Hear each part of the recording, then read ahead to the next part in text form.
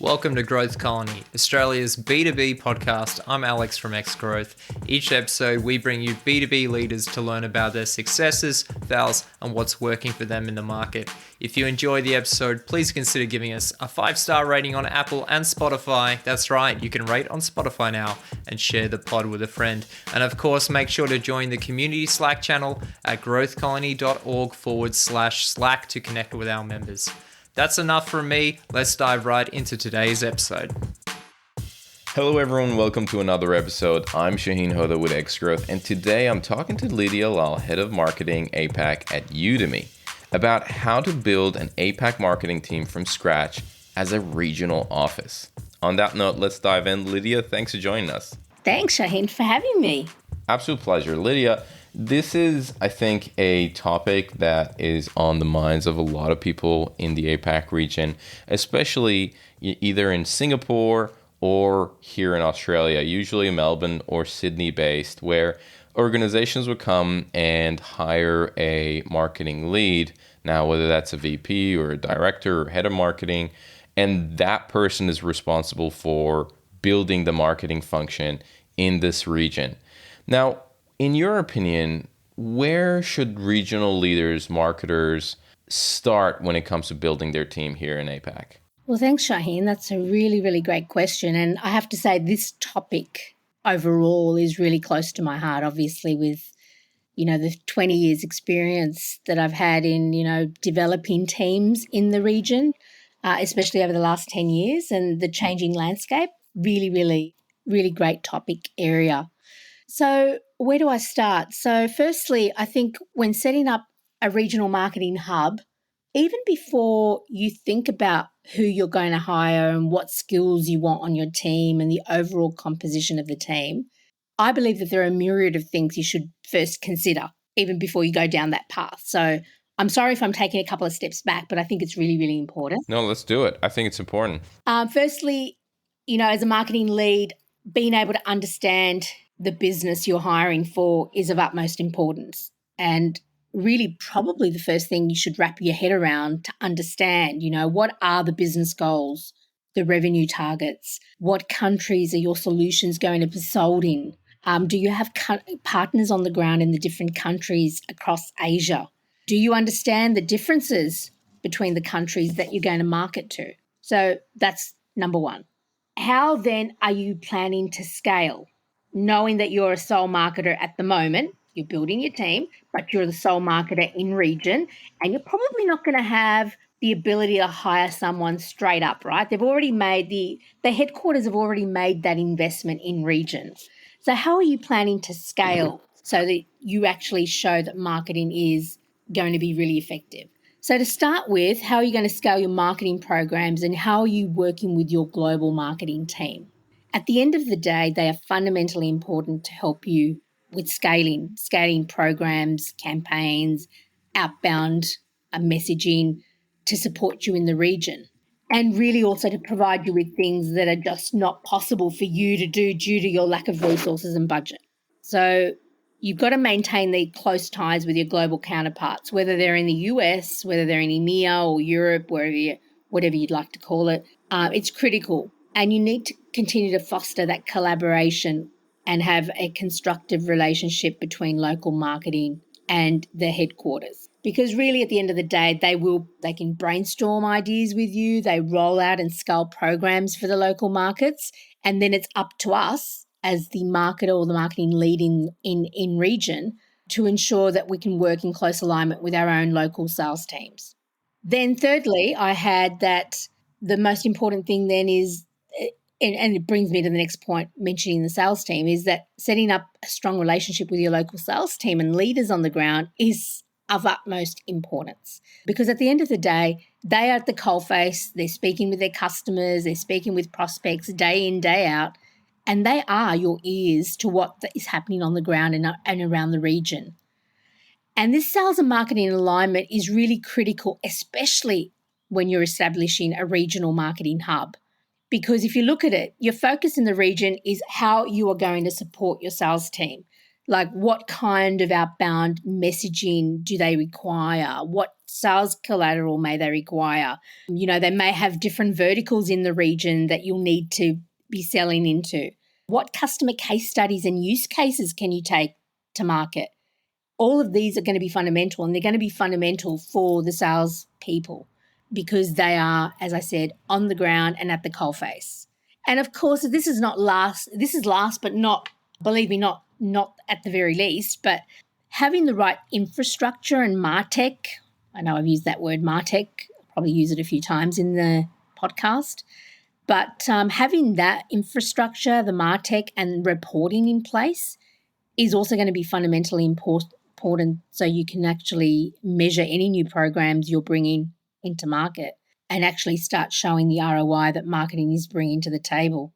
So all of those, I think there were about 4 or 5, are all really key to building regional marketing success. And I have to say, throughout my career, I've had a few startup regional marketing roles where I've actually had to build things up from the ground up and really lay the foundation for the region. So the above really comes from my own personal experience, and every time I approach or I take on a new role, I always consider how I may need to change my approach slightly, really more to align with the new company goals and regional strategy.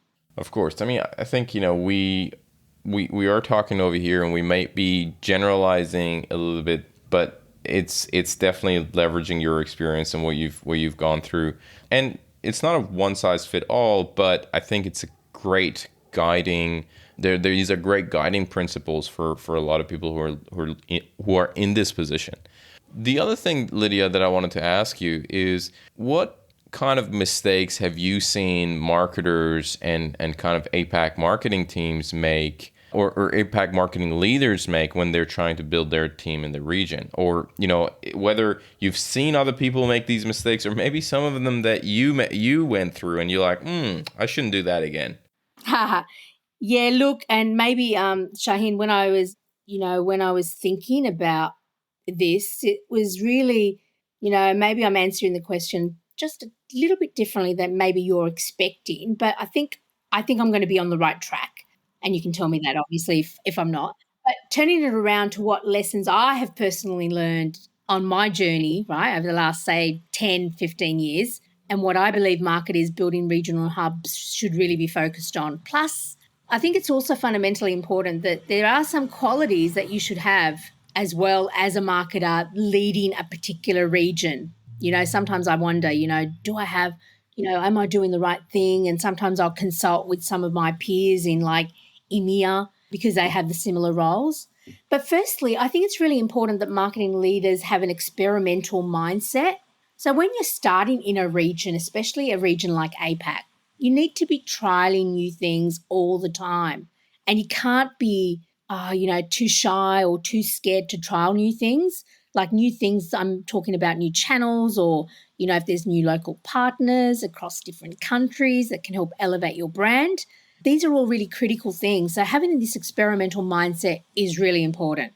Yes, of course, you also need to put the right metrics and key ROI models in place so that you can connect. I'm really big on connecting the dots and being able to measure the results. So if I get a lead that comes in, I want to know, 6 months down the track, if it actually closes, that it was from my lead that particular lead closed or that particular sales opportunity closed, right? So that's really fundamental. So having that experimental mindset is really important. Secondly, I see some marketers, like even some of my peers that have got, like VP roles in the region and stuff like that. One of the things that one of my mentors actually said to me was, don't rush to do everything overnight because you're never going to succeed, right? And as I tell many of the sales teams that I've worked with in the past, you need to have a bit of patience to enable yourself to lay a solid foundation to start with, right? And that comes with, understanding the markets and how your prospects and customers interact and react. So don't rush out to hire your first hire without setting this foundation. This could even take a few months, as I said, or a year, for instance. Like, for instance, when I was at one of my earlier companies, back in the early 2000s, it was a high-tech company. I've worked for so many high-tech companies, sometimes I forget, but I had to wait, I was nearly 18 months before I actually brought someone on board. And I was the first marketing leader in the region, right? So you don't set out to hire. I mean, I actually just hired my first one here at Udemy in India, a demand generation marketing manager. So it's been, 14, 15 months. So don't rush out to hire your first hire without setting a strong marketing foundation. You also need to have a bit of R&R, I call it. And no, Shahin, that's not rest and relaxation. But in my context, it's resourcefulness and resilience. I was going to say rinse and repeat, but that's yours is much better. Yeah, I love that. Yeah, that's a good one. Great one. But for me, it's about being resourceful and resilient, right? I think those two ingredients really underpin your success as a marketer in the region. And it also extends into how far you go to building a strong foundation and team in the region that you really want. So resourcefulness, for instance, you need to be curious. You need to be always learning. You need to be collaborating with your key stakeholders. Resilience, on the other hand, it's all about expecting that change comes as part and parcel in what you're trying to build. So at the beginning of the year, they may have tier 1, tier 2 target countries, and then second half they need to switch because those tier 1 or tier 2 countries are no longer what the company believes will be the strategy moving forward. So everything has to be rearranged, re-strategized, if there is such a word. But if you understand what I mean, everything, you're going to have setbacks along the way that you may need to just get up and plow along. And so agility and flexibility in what you do in the region is of utmost importance. Yeah, and it comes down to what you mentioned earlier, where you have to be experimenting with new things. You have to be trying new things so that you kind of understand those and pick those potential opportunities up. Lidia, I want to touch on, you talked about your first hire, who's a demand gen manager in India. Tell me, why did you make the first hire in India? So my first hiring so India is a very big market, right? What I've noticed, especially I've worked with in the last, 15 years, all of my organizations have been US-based headquartered organizations. And for me, India is a large market. It's just as big as the US if you look at it, even from a people perspective. It has, vast potential considering these types of solutions that we have. So my best advice to myself was, well, I've got APAC. India's part of APAC, but to be honest, Shahin, sometimes I look at it separately. India and APAC as being different. APAC is a conglomerate of all these different diverse cultural, Asian flavored countries, whereas India is a beast of its own. And that, in my opinion, was the justification that I had to actually pull forward for a India field marketer or demand generation marketing person. Big targets in India. It's a vast market. It's got great potential. So they are the key elements that I was looking for. And I had to cover myself because, to be honest, me as a sole marketer at the moment could not manage both regions effectively and provide the company with its due, give it the due justice it required. So that's why I selected India. No, I was going to say that's interesting that you say that about India. What I wanted to maybe start exploring was is potentially other geographies. So you're saying that in your view it's India and then really the rest of the APAC region. I'm really curious of how you approach the rest of the geographies, Singapore, Hong Kong, Indonesia, Malaysia, right? What's your approach or your strategy for some of those other geographies? Yeah, so, and this is going, again, my experience, not my current experience probably at Udemy because I'm still quite new. But when I look at my first few hires, right, in fact, this is not the first time I've hired in India. It has happened in, other roles I've had. I've hired my first role being in India because of the extent of the market, right? And to me, it actually comes down to what kinds of roles or new hires do I want to prioritize when I'm hiring, right? So the demand generation role that I've hired in India, which I've hired in other organizations, has really been that field marketing role. So that means, hiring my field marketers in country where I'm kicking off a demand generation initiative to help drive pipeline and align with the sales team is really critical. These individuals would usually, but not always, be holistic or generalist marketers with experience across key functional areas such as demand generation, branding, PR, customer success story creation, account-based marketing, product marketing. Because you've got to remember, when you're in region, you don't have, six different functional areas underneath the marketing banner like the headquarters would have, right? So you need to be cautious in what you hire for. So if you hire these field marketers, like I did in India, then you basically know that you are actually able to drive these critical components of marketing, which is, pipeline goal achievement, driving, the top, middle, bottom of the funnel.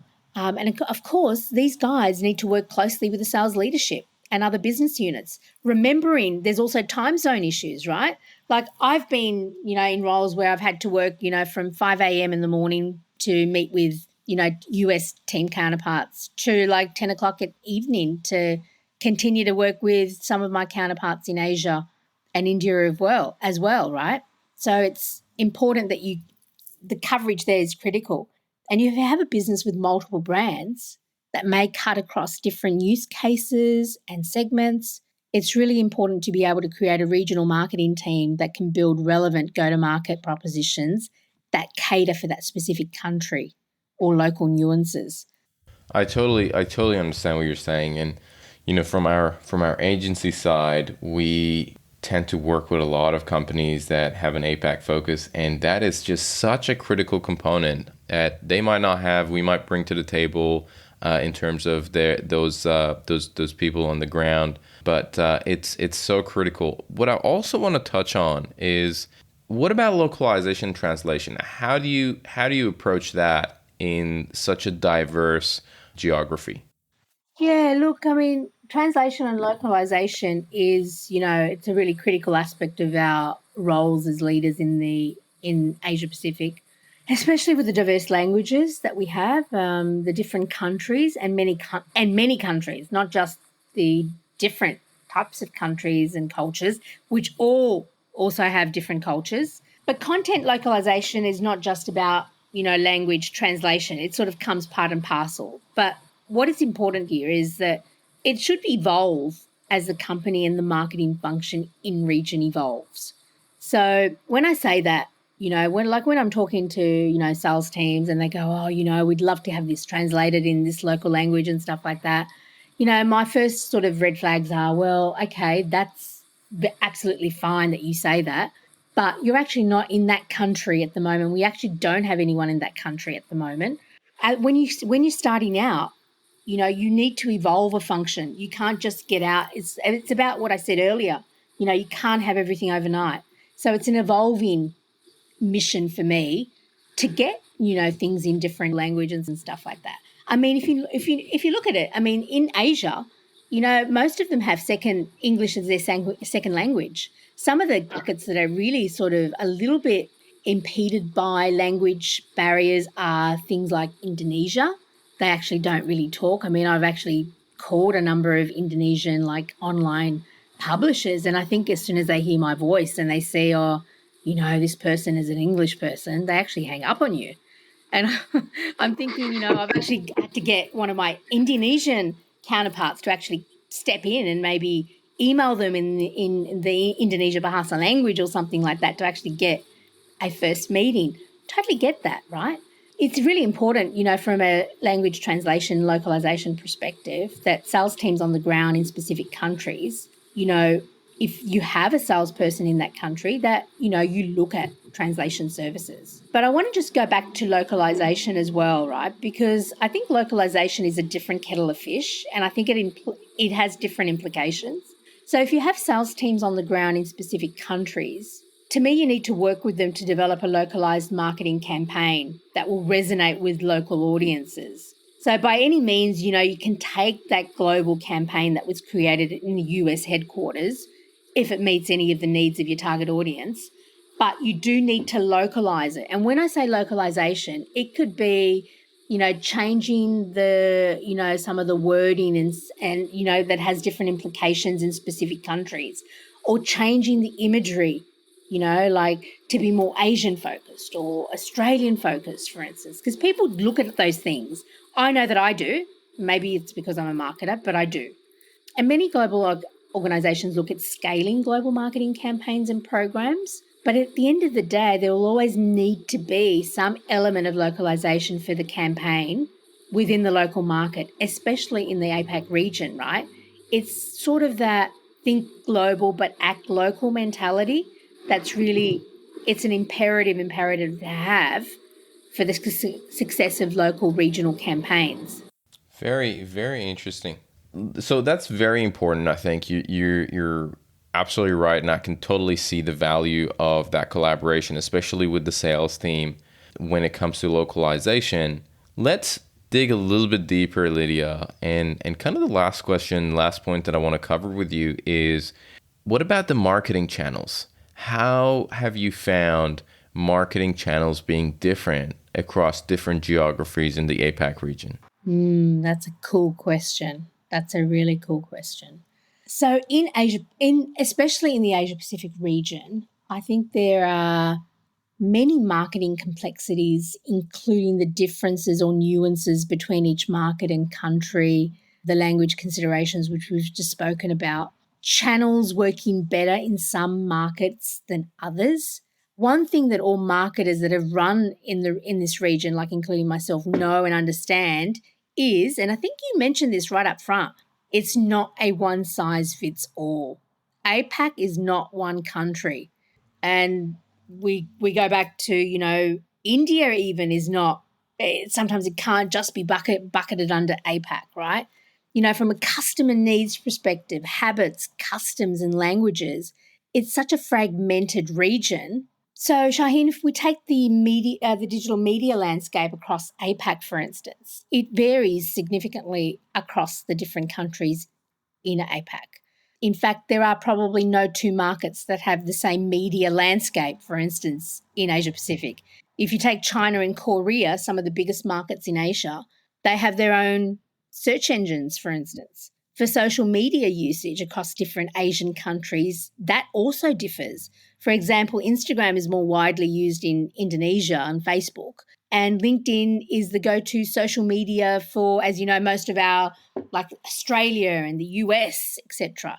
So the popularity differs across country to country in APAC region. So I guess there, you've always got to, have really strategic conversations, even with your social media, paid search, your Google SEO, SEM agencies that you have on board, if you have one on board, because all of that changes everything.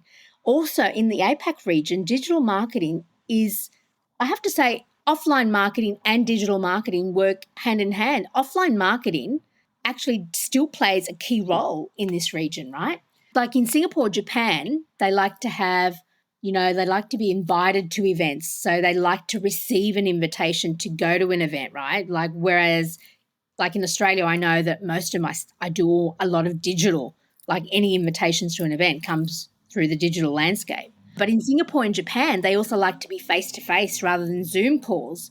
And I've seen the drastic, sort of drop in people attending our virtual events, as I mentioned right up front, due to COVID as well. But, pre-COVID, we weren't doing, industry events virtually. We weren't doing we were doing webinars, but that was about it. Everything else, like industry events or, CXO dinners and stuff like that, they were all done face-to-face, not virtually. And I really think that COVID has really impacted the way we do business and marketing in the region. The fact that we had to all go virtual has to, a certain extent, it has impacted the region and what has happened across the region from a downturn of attendees to events, etc. Yeah, those are great. Those are great insights. And no, thank you for sharing that, Lydia. I think there's a lot to be learned from regarding different channels across the region. And you hit the nail on the head. Now, before we wrap up, Lydia, I want to ask you a couple of rapid fire questions, right? And we'll go through them really quickly and smash through them. So let me start with question one. Lydia, what is one resource? This could be a book, and I know you're a reader. It could be a book, it could be a blog, it could be a podcast, but that has really had a strong impact on the way you work or live that comes to mind right now. What's the first thing? Well, yeah, well, one that I did over the holiday break, so over Christmas and stuff, because I have a bit of time, more time. I don't know if you've heard of it, Tim Ferriss's 4-Hour Week. Yeah. Yeah. Yeah. The 4-hour week. So Yeah. I can't That's say, a to be signature. honest, I have to be really upfront here. It's a great concept. I know, escaping that mundane 9 to 5, living everywhere, anywhere you like, joining, what he calls the new rich and stuff. The 4-hour week has, I would aspire to be able to do that. And I think he's got some really great advice, how you can eliminate, wasting time on certain things and stuff like that. And I know that I've taken on some things, like, for instance, no laptops on the weekend. I've already taken that on board, over the last 6 weeks since into the new year. So that's been, really, really sort of eye-opening for me. I love it. All right. Question number 2. If you could give one advice to B2B marketers, especially those who are looking at expanding in the APAC marketing team, what would that advice be? Oh, look, keep learning and keep refreshing your skills, because fundamentally things are constantly evolving in this region, and anything and everything can change in the blink of an eye. And we know that that's happened because we've seen what happened with COVID. Question number 3, Lydia. Who are some of the influencers that you follow in the marketing and sales space? Yeah, well, I love my Seth Godin, Permission Marketing, my marketing hero, or my godfather of marketing. That's who he is for me. I have I think I mentioned earlier, my old Stanford professors. So one that I follow a lot is Jennifer Archer. Her dad used to be David Archer, who's done a lot of the marketers' marketing book, but she did a really great book a couple of years ago called The Dragonfly Effect, which I thought was fantastic. It's all about how to tell a story, and the storytelling is something that marketers really need to embrace moving forward. And she's like a social psychologist. She's all about what really makes people happy. So she's a really avid. And from the sales side, I do have one in sales, and he's actually based here in Melbourne. I don't know if you've heard of him, but if you haven't, you should. Graham Hawkins from Sales Tribe. He's an absolute legend and guru in this space. And I've got a couple of his books, like the Sales Transformation one of his first. I think he's an award-winning author. He's brilliant. His brilliance, and his understanding of the sales and marketing alignment and, what sales should be doing and how their roles have evolved is really amazing. That's awesome.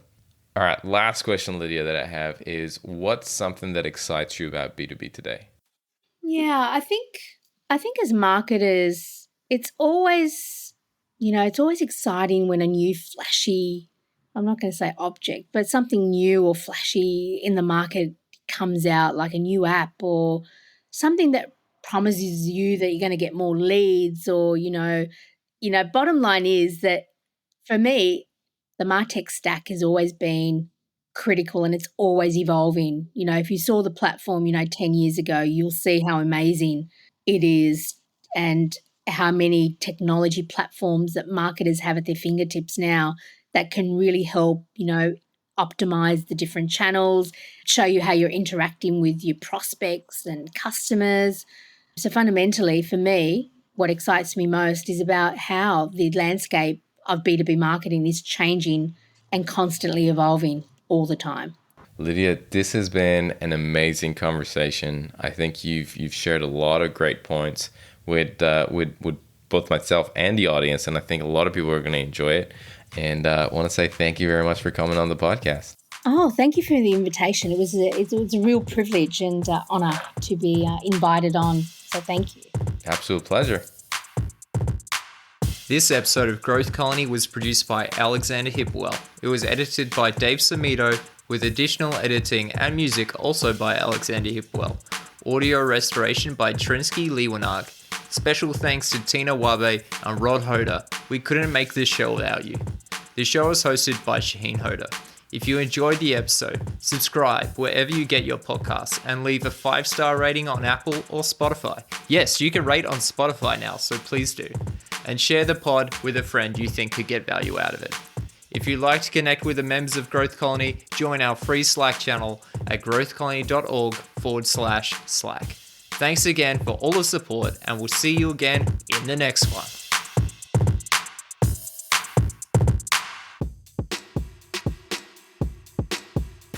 This podcast is brought to you by Xgrowth, an account-based marketing agency with a strong specialization in the APAC market.